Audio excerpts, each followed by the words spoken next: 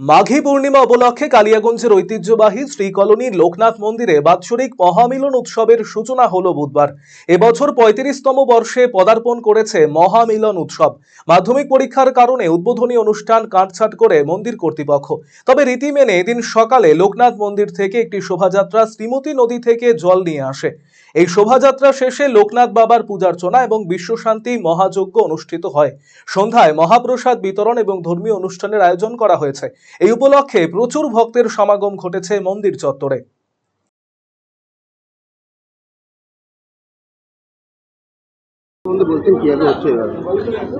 এবার ৩৫তম আমাদের এই শ্রীকলোনি লোকনাথ বাবার মহোৎসব আমরা পালন করছি এবং প্রতিবারের ন্যায় মাঝে একবার একটু ছোট করে হয়েছিল, এবার আমরা পুনরায় আগের মতো করেই শুরু করছি।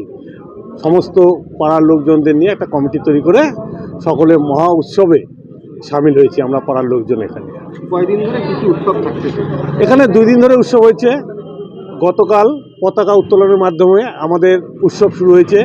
তারপর কালকে সারাদিন আমাদের বিনা পয়সায় ওই ফিজিওথেরাপি ট্রিটমেন্টটা করা হয়েছে এখানে।